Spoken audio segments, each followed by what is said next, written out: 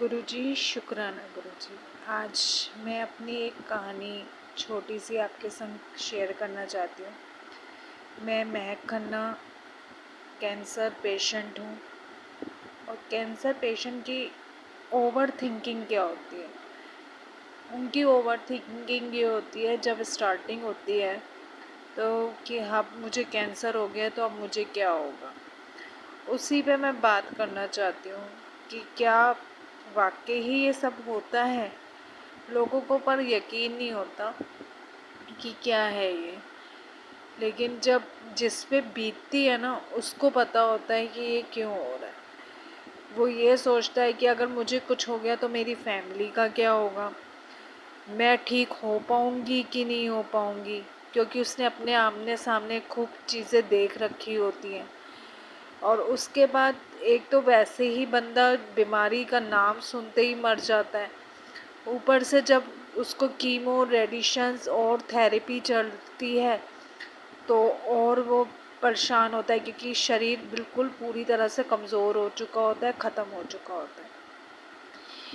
Chemo झेल जाए, radiation झेल जाए और थेरेपी जो है वो सब झेल जाए, बट उसके बाद जो शरीर में वो जान नहीं रह जाती है जो पहले वो नॉर्मल होती है बीमारी से पहले। वो बात नहीं आ पाती है, चाहे कितना भी आप रिकवर करो। उसको हर टाइम ये लगता है कि अगर मुझे कुछ हो गया तो मेरी फैमिली का क्या होगा, मुझे क्या होगा, मैं सर्वाइव कर पाऊँगी या नहीं कर पाऊँगी। तो ऐसे ही दिमाग में 100 बातें थी और इसी कारण से उसको गुस्सा, चिड़चिड़ाहट, परेशानी सब कुछ आती।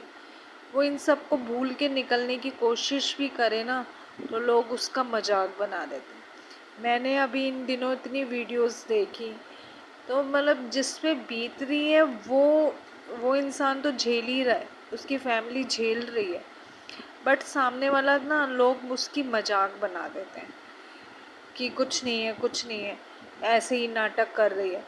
अरे जिस पे बीत रही है, जिसके हाथ पैरों में जान नहीं है फिर भी काम कर रही है, फिर भी रो रही है, फिर भी हंस रही है, तो वो सबको बुरा लगता है। क्योंकि किसी को भी ना इंसान हंसता हुआ पसंद नहीं आता। अगर इसको तकलीफ़ है और तकलीफ़ में वो हंस रहा है तो क्यों हंस रहा है, ये लोगों से बर्दाश्त नहीं होता। लोग दसियों तरीके से सवाल करते हैं, दसियों तरीके से मेंटली है। जब मेरा मानना ये है कि अगर आप किसी को मोटिवेट नहीं कर सकते तो प्लीज़ उसको डिमोटिवेट ना करो। कौन कैसे झेल रहा है, किस परेशानी से है, क्या है, वो किसी को कुछ नहीं समझ आता।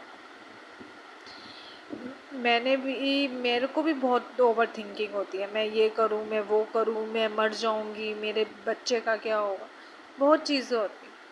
फिर वो होता है कि हम भगवान का सहारा लेते हैं। वाहेगुरु बैठे हैं ना तो आपको कुछ भी नहीं हो सकता। ले अपने पे भरोसा और अपने रब पे भरोसा रखो, पॉजिटिव रहो, तभी है, वरना नहीं। भगवान भी तभी साथ देते हैं जब आप उनकी उनकी प्रार्थना करते हो, उनसे अरदास करते हो।